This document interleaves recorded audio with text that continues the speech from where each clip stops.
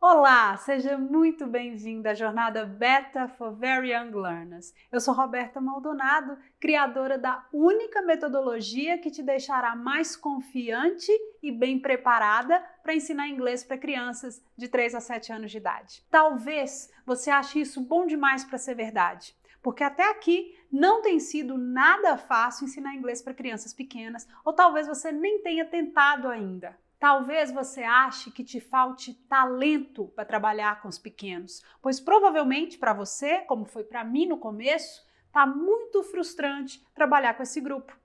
Talvez você ache que o problema seja a escola que te dá turmas grandes demais e nenhum direcionamento. Você se sente perdida e toma horas planejando aula. Provavelmente você precisa de 1 milhão de atividades para encher 1 horinha de aula e ainda assim falta coisa. Aí talvez você esteja pensando que o que falta é fazer uma faculdade ou uma especialização e ter mais um certificado, pois aí tudo vai se resolver.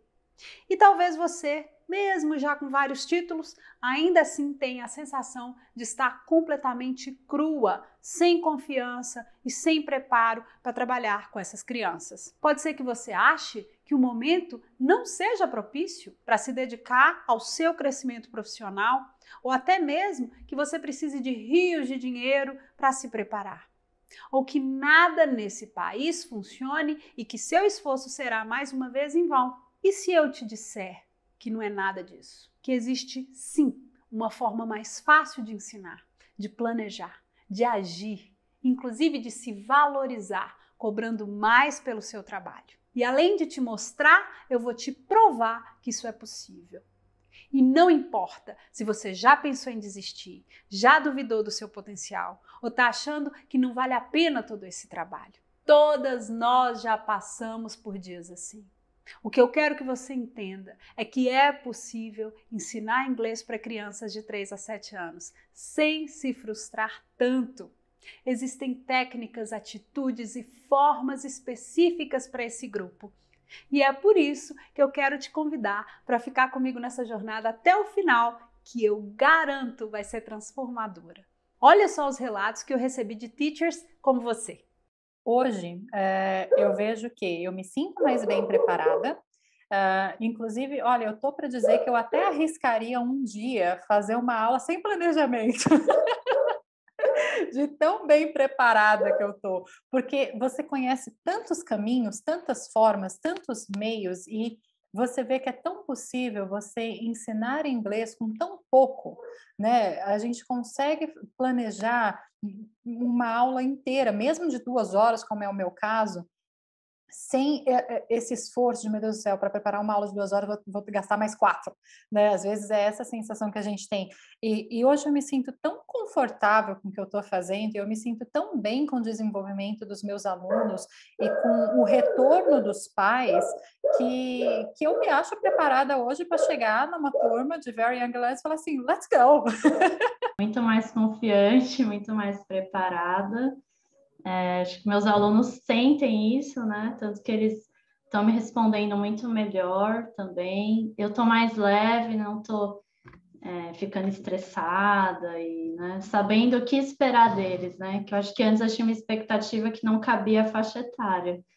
E aí também trazer isso para os pais, né? Dar esse alinhamento de expectativas também. Então, vale muito a pena. Estou me sentindo muito mais confiante, mais preparada. Meus alunos mais felizes também, né? E todo mundo mais feliz. Então, realmente, ele nos dá muitas direções, muitos norteamentos que fazem realmente um professor de língua inglesa se sentir preparado e se sentir confiante para poder lecionar para os Very Young Learners. Antigamente era minha aula vai ser essa. Então, não saía daquilo. Era aquilo que treinou, é aquilo que ia ser. E agora não, agora muito mais confiante. Eu tenho as ideias na hora, eu pego aquilo, nossa, vamos fazer isso, nossa, é verdade, e emenda outro assunto. Então, rende muito, muito mais gostoso. Mas antes de entrar na aula de hoje, é muito importante que você saiba como eu me tornei mais confiante e bem preparada para lidar com os Very Young Learners. eu nem sempre me senti confortável numa sala de aula de inglês infantil, não. Talvez você olhe para mim hoje e imagine, a Roberta nunca vai conseguir me entender, porque ela nunca sentiu o que eu estou sentindo. Ela não sabe o que é ter turmas de 30 alunos, sem o apoio de ninguém. Mas eu sei exatamente o que você está sentindo, porque eu já passei por isso. E eu vou te contar um pouquinho da minha história, para você entender como eu cheguei até aqui e por que eu posso te ajudar, assim como eu venho ajudando a milhares de outras professoras a se sentirem mais confiantes e bem preparadas. Eu sou um pouco como você. Eu só queria dar minhas aulinhas para os meus alunos, ser reconhecida pela escola, pelas famílias, pelo meu esforço. Eu queria ter meu dinheirinho certinho todo mês, viajar nas férias e descansar nos fins de semana. Não é pedir demais, é? Bom, pelo jeito era. Meu plano não estava indo como esperado, não. A sensação que eu tinha é que quanto mais eu trabalhava, mais coisa aparecia para eu fazer. Quanto mais eu estudava, mais perdida eu me sentia. Mas alguma coisa me dizia que eu ia chegar lá. Professor não é de desistir fácil, né? Enquanto não cai doente, não para. Que sina é essa, hein? Será que precisa ser assim? Eu sou professora desde que eu me entendo por gente. Eu alfabetizei meu irmão, eu com 10 e ele com 4 anos de idade. Ele estava odiando a escolinha. Eu chegava para buscá-lo e o bichinho estava escondido atrás da porta. Aí eu bati o pé lá em casa e eu falei para os meus pais que ele não ia mais para a tal da escolinha. Aí minha mãe perguntou, uai, né, ela é mineira, e quem vai ensinar ele a ler, minha filha? Seja por isso. Em menos de um mês, o menino estava lendo todas as pichações de muro, todos os rótulos de produtos e o que mais aparecesse na reta dele. Hoje eu sei que ele só leu porque ele já estava pronto. Eu só preparei o ambiente propício, dei o apoio que ele precisava. Mas na época, aquilo me deixou certa de que eu era uma professora nata. Adolescente, eu já comecei dando aulas de reforço e por aí foi. Então, com 19 anos, eu me mudei para Londres e depois de um ano estudando inglês e trabalhando muito, eu fui aceita na Universidade de Londres para fazer letras. Durante o curso, eu trabalhei como funcionária pública e de voluntária como professora de inglês para estrangeiros. Terminei minha faculdade em 2005. Nessa época, eu também decidi largar o emprego de funcionária pública para o desespero da minha família e me dedicar à educação. Eu fiz o CELTA e comecei a pensar em fazer mestrado na área. Foi aí que eu comecei a trabalhar como assistente numa escola infantil montessoriana. Eu só conhecia Montessori de nome, não tinha nem ideia do quanto a metodologia era transformadora. Comecei a trabalhar com as crianças de 3 a 6 anos de idade. E aí eu me apaixonei por tudo aquilo.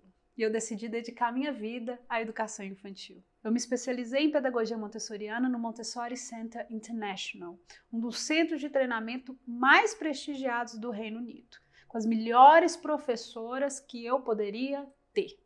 Foi um ano muito inspirador.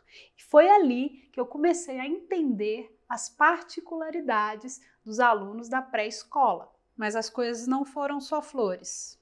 Eu trabalhava muitas horas por dia, estudava à noite e comecei a me sentir exausta.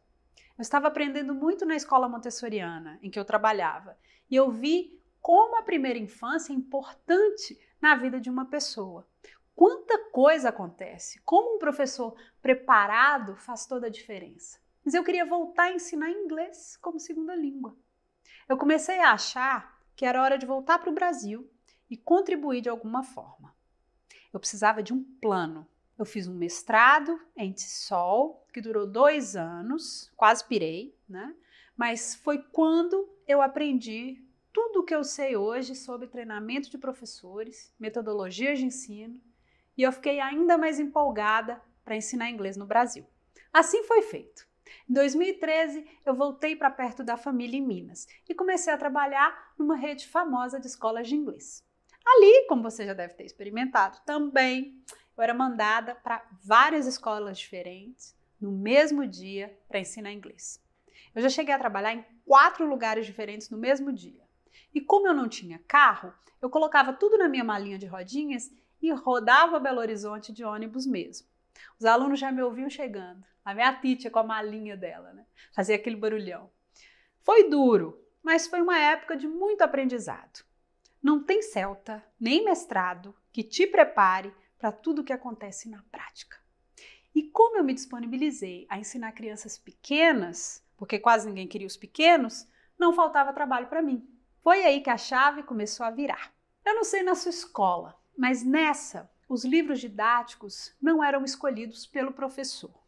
Como era uma rede grande, a editora mandava os seus representantes para apresentar os livros para a gente. Isso já era melhor do que nada, né? Na maioria das escolas, você recebe o material e tem que se virar lá lendo o manual do professor. Acontece que na época, ainda mais do que hoje em dia, as pessoas não entendiam que os Very Young Learners são um grupo à parte, um grupo diferenciado. E os Very Young Learners não eram tratados como um grupo à parte, e sim entravam no grupo dos Young Learners, mesmo tendo habilidades e necessidades diferentes das crianças mais velhas. Os materiais não levavam isso em conta.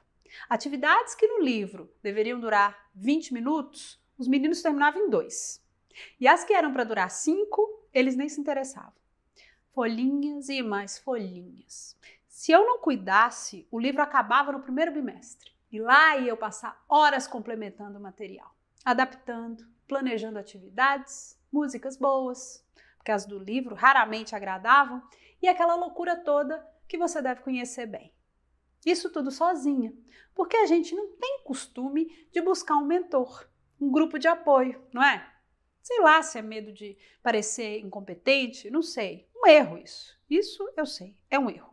E aquilo começou a me irritar.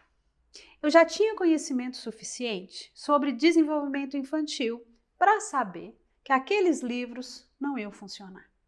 Aquele método de ensino, mais ou menos adaptado para os pequenos, não levava em consideração as necessidades de uma criança em idade pré-escolar. Era tudo rígido demais. Veja bem, eles na idade pré-escolar e a gente já exigindo que eles ficassem sentados nas carteiras colorindo e traçando as letras, não estava certo. Eu não podia continuar com aquilo. Eu estava achando aquele sistema muito equivocado. Eu decidi unir meu conhecimento do método Montessori com o ensino de inglês e focar apenas nos Very Young Learners. Eu encomendei um kit básico de atividades montessorianas no exterior, que eu fiquei uns 2 anos para pagar, e a alfândega me cobrou o dobro para liberar. Eu reduzi as minhas horas na escola e eu fiz parceria com uma escolinha infantil perto da minha casa. Ali eu passava 3 horas por dia com 16 crianças de 3 a 6 anos de idade. Se você não conhece Montessori, na sala de aula montessoriana, os professores não são o centro das atenções e as crianças ficam à vontade para escolher as suas atividades. Nós ajudamos as crianças a usarem os aparatos, né? Um a um, quando ele nos chama, tá? Os grupos são mistos, com crianças de 3 a 6 anos de idade. E geralmente são 4 professores para cada 20 alunos. E lá estava eu, sozinha, com 16 alunos. Foi uma tentativa nobre. As famílias estavam felizes, a escola confiante, mas eu me vi voltando àquele mesmo jeito de trabalhar, em que a gente é o centro, em que a gente dá aula, repeat please, né? Estrelinha para quem colaborou, tudo que eu já sabia que não funcionava a longo prazo, mas que pareciam a única forma dos meninos falarem alguma coisa em inglês. Aí você pode imaginar o que aconteceu, né? 3 anos no Brasil como professora de inglês infantil e eu estava exausta, trabalhando 10 horas por dia e ainda assim ganhando o suficiente para me manter e nada mais. A voz dando sinais de alerta, o corpo exausto, a cabeça a mil. Eu me sentia refém de um sistema injusto. Eu decidi voltar para a Europa. Nesse meio tempo, eu havia conhecido meu então marido Marcelo, que topou me acompanhar.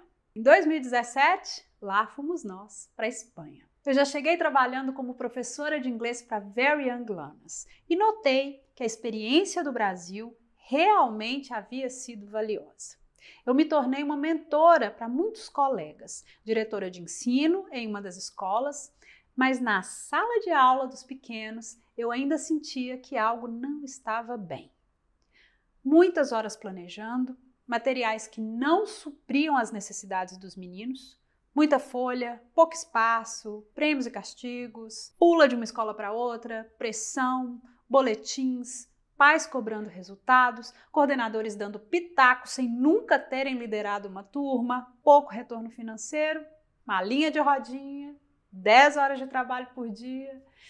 E o corpo começou a dar sinais de desgaste, torcicolo frequente, uma alergia persistente, sem causa aparente, vontade de não levantar da cama. O tal do burnout estava cada vez mais perto. Eu comecei a pensar em desistir da minha profissão. O que mais eu podia fazer? Eu precisava acabar com esse sofrimento, mas como? Eu não tinha tempo para nada, não tinha dinheiro sobrando para diminuir minha carga horária.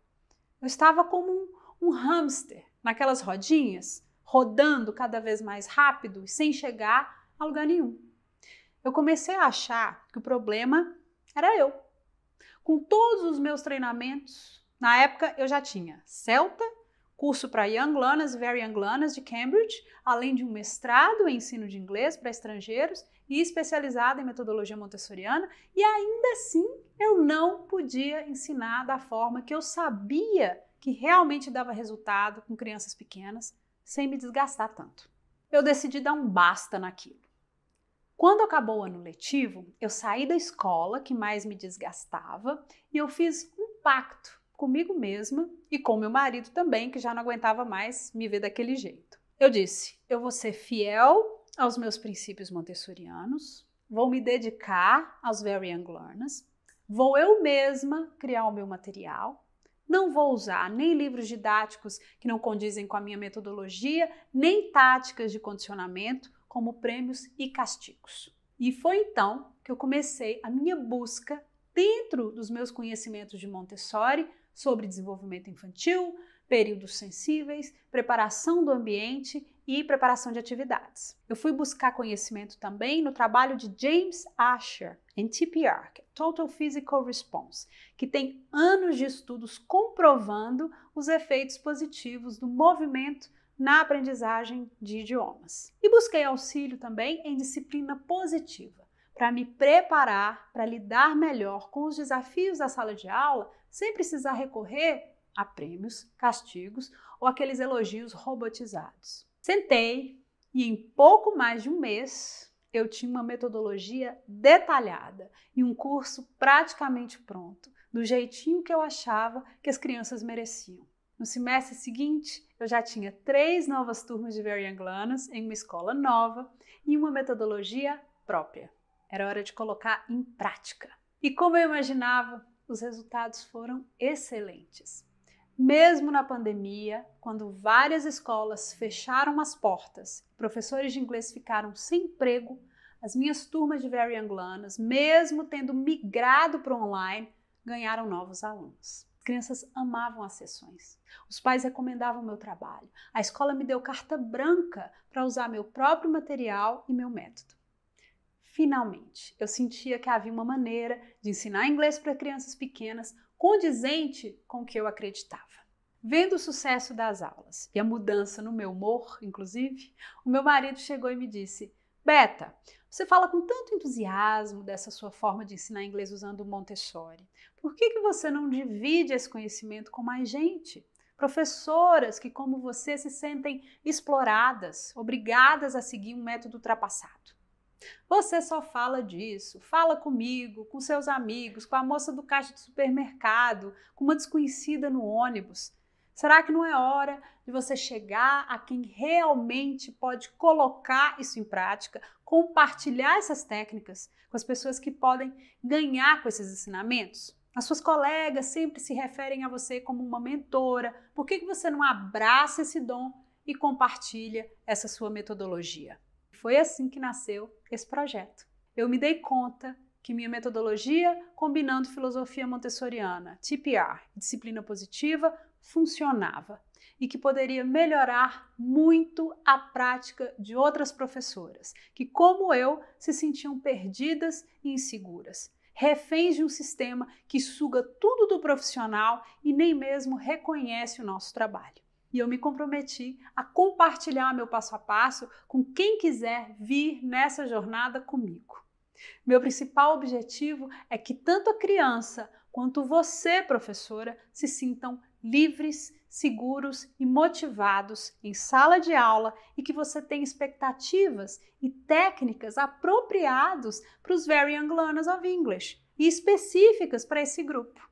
E na aula de hoje eu vou mostrar os 7 maiores erros que professoras de inglês cometem na hora de ensinar inglês para crianças de 3 a 7 anos de idade. Sem mais delongas. Primeiro erro: achar que títulos e certificados te preparam para trabalhar com Very Young Learners. Você já deve saber que a maioria dos cursos universitários do Brasil não nos preparam para ensinar inglês para Very Young Learners. Os pedagogos aprendem a trabalhar com essa faixa etária, mas não são treinados para ensinar inglês. E os professores de língua que fizeram letras aprendem a dar aulas para crianças a partir do ensino fundamental. Então nós temos uma lacuna de treinamento aí. Muitos colegas gastam rios de dinheiro tentando preencher essa lacuna com especializações que não ajudam no dia a dia da sala de aula. E aí as teachers ficam super sobrecarregadas porque ao invés de estudarem como planejar em menos tempo, como resolver os problemas básicos ali na sala de aula, elas têm que escrever artigos, apresentar trabalho para ganhar título. E aqui eu quero a sua atenção todinha no que eu vou te mostrar. Acontece que se você continuar com essa rotina caótica que você tem agora, sem tempo para descansar, planejando nos finais de semana, sem tempo para estudar e aprender técnicas para economizar tempo e ganhar tempo livre, olha só o que pode acontecer com você. Imagine que isso aqui é uma daquelas rodinhas de hamster. Só que quem está aqui é você. Correndo sem parar. Sem saber como sair. Se você continuar assim, as únicas saídas que você pode encontrar são o burnout, onde você adoece. Ou você pode desistir da sua profissão que você tanto ama. Mas eu tenho mais uma saída para você. E eu vou te mostrar em breve. Eu amo estudar, não me entenda mal, mas você precisa priorizar o que vai realmente fazer a diferença. Não adianta ficar nessa busca insana por certificados, para o currículo ficar bonito e continuar se descabelando na sala de aula, sem entender onde está errando. Eu vejo muito professor obcecado por colecionar certificados e que nem põe em prática o que aprendeu nos treinamentos. E é esse o problema dos certificados. As pessoas focam mais no prêmio, no título, no diploma, do que na transformação. Isso, inclusive, tem tudo a ver com o próximo erro que professores cometem. Usar estrelinhas e elogios para comprar bom comportamento. Quem acompanha meu trabalho sabe que eu não sou adepta das estrelinhas por participação. Tanto em Montessori quanto na disciplina positiva, que eu também uso em sala de aula, a ideia é ajudar o indivíduo a descobrir o prazer de aprender e de colaborar. Ou seja, fazer o bem sem precisar de ninguém oferecendo nada em troca. Mas isso é muito difícil, porque quase todas as escolas de inglês e muitas escolas infantis têm essa política de premiar. O principal argumento dessas escolas é que as estrelinhas são uma forma de reforçar o bom comportamento e que não tem nada de negativo nisso. Acontece que não dar a estrelinha acaba virando uma punição para a criança que não ganhou. E eu já usei esse sistema no passado e eu acho que ele faz mais mal do que bem. Eu vou contar para você de onde surgiu essa ideia de que dá para trocar prêmio por bom comportamento e de que isso é uma forma eficiente de educar uma criança. começou com Ivan Pavlov, um russo que ganhou um prêmio Nobel em 1904 pelo seu trabalho relacionado à salivação de cães.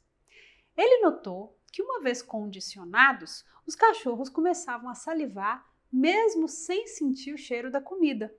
Bastava associar algum outro som ou gatilho a isso. Então, se ele associasse o som de um sino à chegada da comida e fizesse isso várias vezes, eventualmente o cachorro começaria a salivar só de ouvir o sino. Isso foi chamado de estímulo condicionado.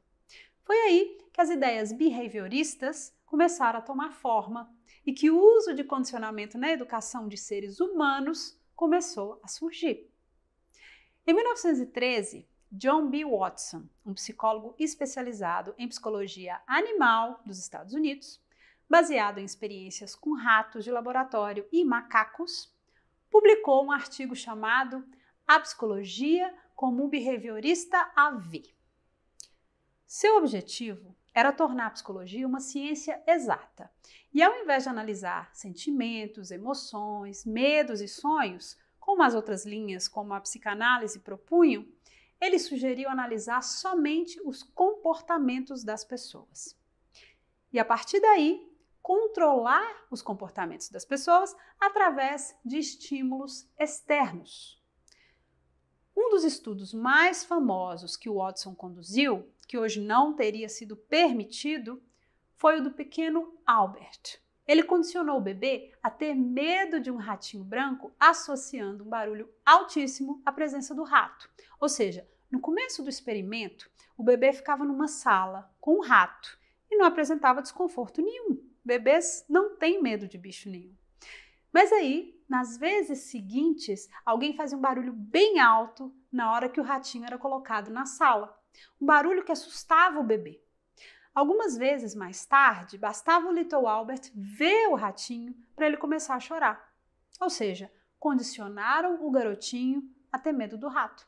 Nasceu aí a escola behaviorista de psicologia e, junto com ela, teorias de educação baseadas em prêmios e castigos como formas de condicionar seres humanos. Watson foi presidente da Associação Americana de Psicologia e, em 1928, publicou um manual de como educar crianças chamado Psychological Care of Infant and Child. Nesse manual, minha gente, que alguns governos até adotaram e distribuíram para jovens pais, Watson pregava que o ser humano seria uma máquina que, bem controlada, poderia ter a performance esperada.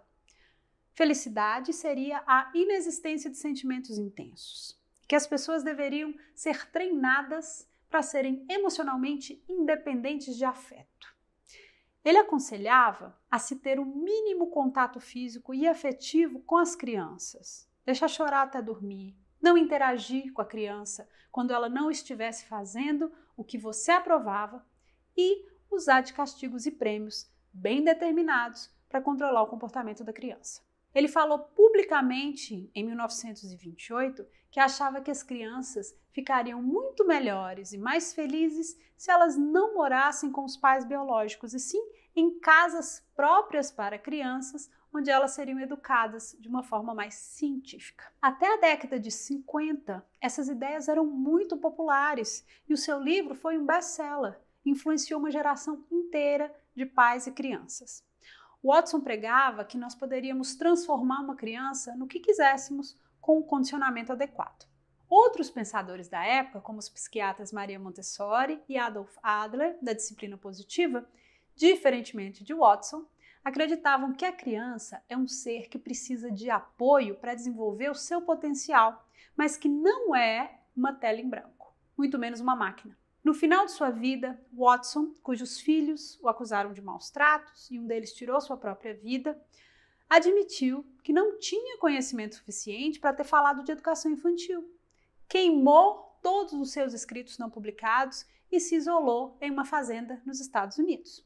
Ainda assim, suas ideias seguiram sendo difundidas e ainda hoje nós encontramos muitos sinais de que o behaviorismo ainda influencia e muito as relações entre crianças e adultos. Uma figura muito conhecida na educação, especialmente entre professores de línguas, e que muito contribuiu com a difusão do behaviorismo na atualidade, é o americano B.F. Skinner.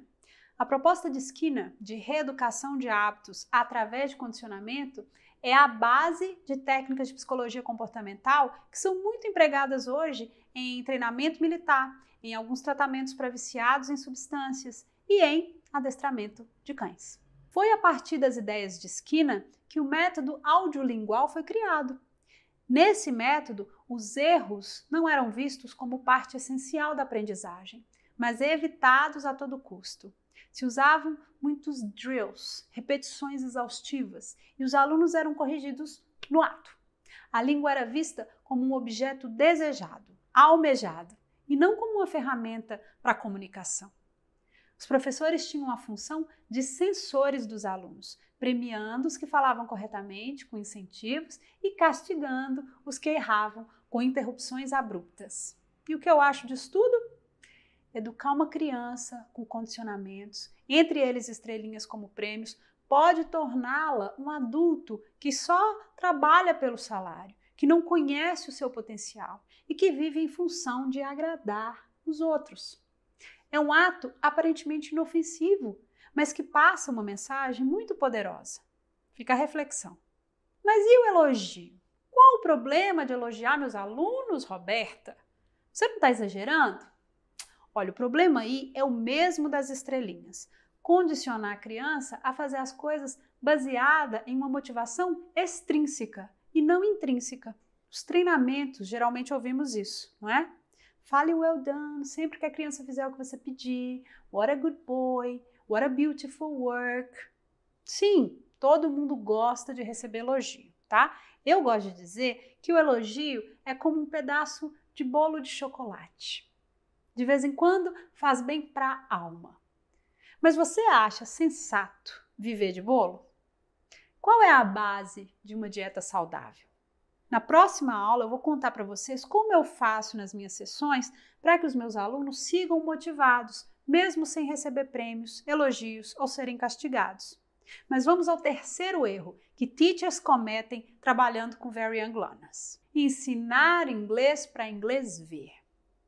Uma crença comum que atrapalha muito o trabalho do professor é a seguinte: se a criança não está falando inglês, é porque ela não está aprendendo. Daí, o professor encontra formas artificiais para o aluno repetir as frases e palavras, mesmo sem contexto ou ideia do que esteja falando. Por quê? Para mostrar serviço. Isso é inglês para inglês ver. Quando nos preocupamos mais com o que a criança está falando em inglês do que com o que ela está compreendendo de fato, nós estamos ensinando inglês para inglês ver. Quando não respeitamos o tempo da criança para falar, quando usamos aqueles drills, repeat o tempo todo, traduções, ou esperamos que a criança leia uma palavra em inglês antes mesmo de usar a palavra falada espontaneamente, nós estamos ensinando inglês para inglês ver. Se você faz assim, você está perdendo a chance de ajudá-la de fato a gostar de aprender inglês. Quando nós, professores, focamos mais na língua inglesa do que no desenvolvimento das habilidades motoras e cognitivas dos Very Young Learners, nós perdemos uma grande oportunidade aí de nos conectarmos com os nossos alunos e de realmente fomentarmos a absorção do idioma. Eu sei que nós precisamos mostrar serviço, mas se você confiar no processo, na metodologia certa, você vai passar essa confiança para os pais e para a direção da escola, e vocês todos vão ter mais paciência para esperar a hora que a criança estiver pronta para falar em inglês espontaneamente. Nesse ponto eu vou com o James Asher, o criador da TPR. Ele fala que existe um período silencioso, quando alguém aprende uma língua materna ou segunda língua, e que esse período silencioso precisa ser respeitado. Nós vamos falar mais sobre isso na aula 2. Mas vamos ao próximo erro. Ignorar as oportunidades que os Very Young Learners estão nos apresentando. Muito professor de inglês nunca nem considerou trabalhar com os pequenos por acharem que vai ser muito trabalhoso. Eu não vou mentir, no começo é mesmo. Até você entender como funciona, Aprender as técnicas e atitudes e adotar a metodologia certa é um trabalho que exige paciência e persistência. Mas quem aprende sabe que vale muito a pena. Por várias razões. Os pequenos não cancelam aula faltando poucas horas, não questionam a sua capacidade, nem vêm para a aula com má vontade. Eles são carinhosos, eles são gratos, eles são autênticos. E eles tendem a ficar com o mesmo professor por pelo menos um ano. A demanda de professores para esse grupo não para de crescer e você pode experimentar atividades novas toda semana se quiser. Ninguém vai pedir atividade de gramática ou achar que não está aprendendo nada. Os pequenos confiam em você e se entregam ao processo. E para os profissionais comprometidos, isso é muito gratificante e muito motivador. Vamos ao quinto erro. Misturar inglês e português na sala de aula de Very Young Learners. Nós temos um problema sério no que diz respeito ao ensino de inglês nas escolas do Brasil, né? As crianças passam anos estudando e saem sem saber quase nada. Você concorda comigo? Pior, muitas saem detestando inglês. Enquanto isso, as professoras estão se matando, com mais de 20 turmas, fazendo isso para acompanhar o livro didático, sem liberdade e sem reconhecimento. E falando muito mais português do que inglês em sala de aula. Isso é um erro, gente. E todo mundo sai perdendo com isso. Quando se trata de Very Young Learner, misturar português e inglês em sala de aula é um erro ainda mais grave. Acredita em mim quando eu te digo isso. Nós humanos temos a capacidade de aprender quantas línguas quisermos. Mas para que isso aconteça, nós precisamos saber onde começa uma e termina a outra. Ou tudo pode virar uma grande bagunça. Você já deve ter conhecido crianças que cresceram com pais falando línguas diferentes. Mesmo que as crianças misturem um pouco no começo, desde que os pais se atenham a apenas uma língua cada, eventualmente a criança será fluente nas duas línguas. Esse método nós chamamos de One Person ou One Parent, One Language. Pais também podem ensinar inglês em casa usando outro método, onde eles separam uma hora em um lugar pré-determinados para falar inglês com a criança. Esse método nós chamamos de Time and Place. Durante esse tempo, o adulto só falará em inglês. O que esses dois métodos têm em comum? Bom, em nenhum deles nós usamos traduções ou alternamos as línguas. Só assim uma criança aprende uma segunda língua. Diferente de outras idades, os pequenos não têm motivo nenhum para querer aprender inglês. Os Very Young Learners são um grupo à parte, diferenciado. Eles aprendem por consequência, sem nem se darem conta. Se a criança souber que você vai falar em português, que ele já domina, tudo que você fala em inglês, qual é a chance do cérebro dela focar e tentar desvendar a mensagem da frase em inglês? Zero chances. E é isso que a criança vai aprender de fato se você seguir misturando as línguas. Zero inglês. Mas, Roberta, não tem como falar só inglês na sala de aula, os alunos vão se sentir perdidos. Pois fica comigo até o final da jornada que eu te mostro que é possível e que solucionar esse problema acaba solucionando muitos outros. E o sexto erro, se colocar em último lugar. Professores em geral não se cuidam como deveriam. Muitos professores vão trabalhar doentes. Nós somos o segundo grupo profissional que mais tem problemas com a voz, perdendo apenas para os cantores. Eu já tive nódulos nas fendas vocais, no começo da minha carreira. Precisei reaprender a usar a minha voz e eu senti muita dor. Não deixe isso acontecer com você. Se você está sentindo dor de garganta, você precisa ver o que é. Você precisa de repouso vocal. E não é só meio-dia de repouso não, hein? Procure ajuda profissional. 2 outros péssimos hábitos que nós cometemos são não beber água suficiente e gritar na sala de aula. Gente, pode parecer óbvio, mas todo mundo faz. Em quase nenhuma observação de colegas professores que eu me lembre, eles beberam água durante a sessão. A A maioria fala alto o tempo todo. Isso leva os alunos a gritarem também. A postura é incorreta, daí fica mais difícil projetar a voz, e daí é preciso mais esforço para sermos ouvidos. Isso causa tensão e dor no pescoço. E quase nenhum professor aquece a voz antes de começar o dia. Enfim, cuidar da sua voz e ter consciência corporal quando lidera uma sessão não só preserva a sua saúde, como dá exemplo para os seus alunos. Cuidar-se acaba sendo bom para todo mundo. Mas tem mais. Aceitar tudo que jogam em cima de você no ambiente de trabalho é uma receita infalível para burnout. Centenas de teachers me contaram terem sofrido de ansiedade, depressão e insônia relacionados a problemas no ambiente de trabalho. Sabe o que todas têm em comum? Não souberam quando dizer não. E essa consciência nós vamos desenvolvendo juntas, pois é fundamental para manter a saúde física e mental saber dos seus limites e do seu valor. Eu volto à importância de se ter um mentor e um grupo de apoio. Quando percebemos que não somos os únicos com esses problemas, fica mais fácil tomar uma atitude. Nunca foi tão difícil ser docente nesse país. Mas, por outro lado, nós nunca tivemos tantas alternativas disponíveis às escolas convencionais. Lembra das 3 saídas da rodinha do hamster? Ela também nos leva ao 7º e maior erro de todos.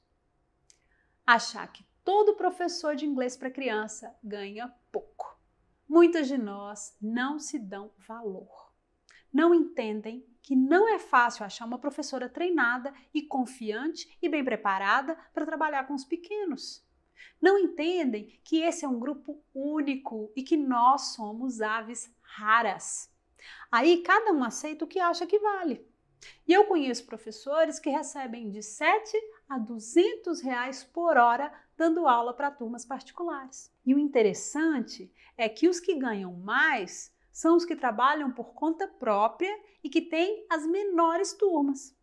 São os que se sentem mais realizados e mais valorizados.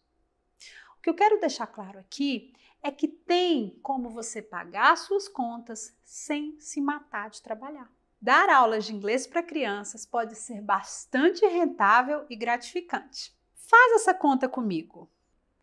Se imagine de onde você estiver assistindo essa aula, na cadeira, no sofá da sua casa, aí mesmo, você cobrando R$100 a hora,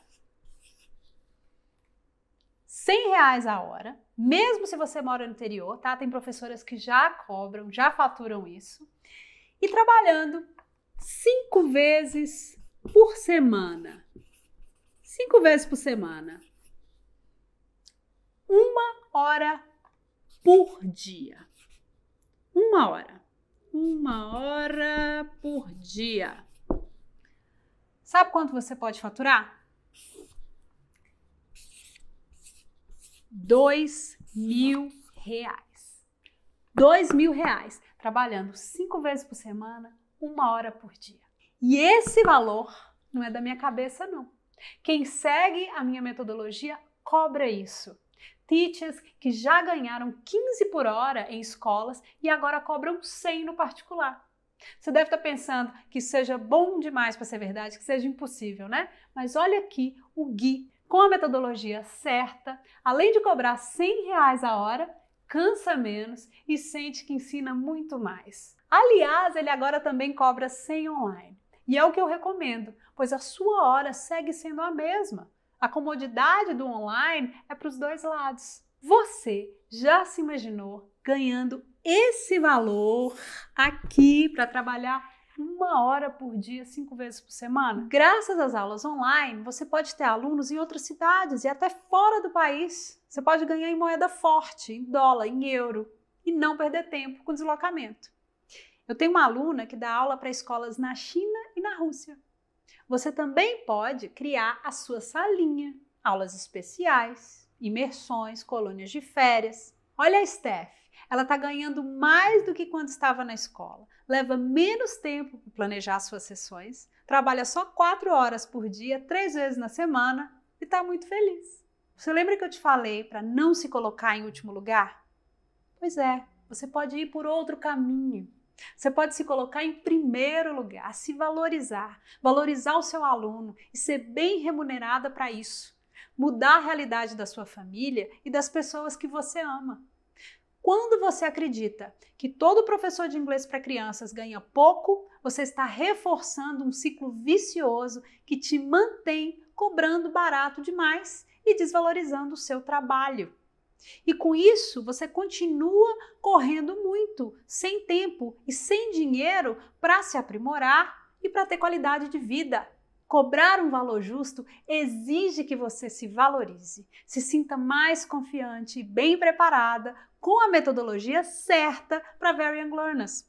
Os Very Young Learners são um grupo diferente e cada dia que passa, a demanda por professores para esse grupo cresce. Tem muita gente que valoriza a educação, minha gente. Achar que todo professor de inglês para crianças ganha pouco é um erro que pode te custar muito caro. Muito bem, na aula de hoje eu te mostrei os 7 maiores erros que professores de inglês para crianças cometem. Eu te mostrei por que as faculdades não te preparam integralmente para trabalhar com os Very Young Learners e o perigo de gastar rios de dinheiro e ainda se sentir despreparada na sala de aula. Eu falei por que usar estrelinhas e elogios para comprar bom comportamento não funciona a longo prazo. Eu te mostrei a importância de não ter pressa para ouvir a criança falar inglês e não ensinar inglês para inglês ver. Mostrei por que misturar português e inglês na sala de aula de inglês para Very Young Learners não é uma boa ideia. E ainda eu te mostrei o perigo de não se colocar em primeiro lugar e descuidar da sua saúde. E por último, eu falei como pode ser muito rentável e gratificante trabalhar com Very Young Learners of English. Agora você tem 2 opções. Fingir que não viu nada do que eu te passei aqui nessa aula, continuar seguindo aí sua vida, cometendo todos esses erros e com a sua autoconfiança lá no chão, sem ter prazer de ensinar, achando que você precisa se submeter a qualquer instituição, por pior que eles te tratem ou te paguem, e ainda correndo o risco de perder a motivação de seguir na sua profissão ou adoecer de tanto trabalhar, ou continuar comigo nessa jornada e assistir a segunda aula, onde eu vou te mostrar os 3 passos que te deixarão mais confiante e bem preparada ensinando inglês para crianças de 3 a 7 anos de idade. Traga o seu café, um caderno e as suas canetas coloridas para que você anote tudo e não perca nada que eu vou falar na próxima aula. E agora eu quero te fazer um convite para comentar aqui embaixo o que achou dessa aula e se você comete um ou mais desses erros. Então fique agora com mais depoimentos de quem já se sente mais confiante e bem preparada para ensinar inglês para crianças de 3 a 7 anos. Te vejo na aula 2. Então, meu nome é Jéssica Kurazumi, eu sou formada em Engenharia Ambiental, fiz essa formação primeiro, né? Iniciei com 17 anos e aí, nesse meio tempo, eu fui conhecendo pessoas da área de humanas e aí me despertou o interesse de trabalhar com educação ambiental. E aí, quando eu me formei, eu fui fazer a pedagogia e caí numa escola bilíngue de cara já, montessoriana na Lapa. E aí eu comecei sempre a trabalhar com escolas bilíngues internacionais, sempre com o público aqui da Roberta, né, de 3 a 7 anos. Mas nos treinamentos eu sempre senti uma coisa meio vaga sobre essa... Era só expor a criança ali, a língua, mas não tinha, assim, muito uma metodologia, uma coisa que eu sentia que até que as minhas professoras ficavam um pouco perdidas, assim, né? E aí eu me formei, continuei trabalhando na área, né? Já fiz homeschooling, atualmente dou aula particular também, né, em grupos, mas sempre senti esse gap, assim, de uma metodologia, de uma coisa que me sentisse mais segura também para mim passar isso para os pais. O ano passado foi um ano muito desafiador, né, da pandemia, e aí muitos pais me questionavam de uma metodologia e para mim ficou um sentimento muito de insegurança, medo, mas teve um lado bom que me mostrou que eu precisava também me aprimorar, né. Então, eu me senti bem perdida, desanimada, trabalhava muito, até 10 da noite. E aí eu via que eu passava essa insegurança para os meus alunos, eles davam um retorno, mas não era como poderia ser. Para mim também não estava muito saudável. Aí eu estava pensando em desistir, voltar para minha área anterior, falar, não, acho que eu vou voltar, né, para a área de meio ambiente. E aí eu descobri a Roberta. E foi a virada aí, que eu estava quase realmente desistindo, assim, da carreira. Acho que o que me deu esse voto de confiança com a Roberta foi ver que ela é uma pessoa muito capacitada e muito bondosa e generosa. Ela realmente está aqui para ajudar, ela não fica retendo a informação para ela, para a gente ficar ali com ela. Então, eu vou reter informação para você ficar comigo. Eu não senti isso dela. E mudou muito, assim, a minha vida emocional, né? Porque a profissão é uma parte importante, né? A gente que é professora, a gente não separa ali, eu sou essa pessoa dando aula, sou eu, né? Então, se eu não tô bem, é uma coisa que a Roberta abordou, que eu nunca vi nenhum curso, é o lado de autocuidado com o professor, né? Então, essa questão, né, da Montessori, do adulto preparado, da gente estar bem para estar bem com os nossos alunos. Eu acho que isso foi o que mais me tocou, assim, essa coisa verdadeira, né? De ela já ter passado por isso também e ela ter autoridade para falar sobre isso. Eu não tinha tempo livre para estudar, até uma coisa assim que mudou muito na minha rotina foi a questão de estudar inglês, que agora todo dia eu estudo, né? Foi de tanto que a Roberta falou, gente, estudem, estudem.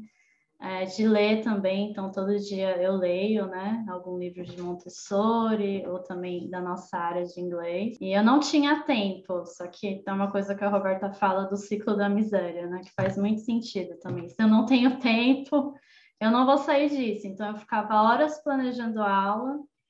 E aí, só que isso também não solucionava meu problema, então eu tive que parar, realmente, não, agora eu vou estudar, porque isso também faz parte do meu trabalho, isso me deixa também mais segura, ali, dando aula, conversando com os pais, né, isso me trouxe mais segurança, então, a gente nunca vai ter tempo, mas a gente tem tempo, no fundo a gente tem tempo, se a gente quer. Então, hoje eu tenho alguns alunos, né, também lancei meu projeto aí da minha escola digital, graças a Roberta, e eu aumentei a renda. Eu também parei de receber reclamação dos pais da escola, muito mais confiante, muito mais preparada. Acho que meus alunos sentem isso, né? Tanto que eles estão me respondendo muito melhor também. Eu estou mais leve, não estou ficando estressada e, né, sabendo o que esperar deles, né? Que eu acho que antes eu tinha uma expectativa que não cabia a faixa etária. E aí também trazer isso para os pais, né? Dar esse alinhamento de expectativas também.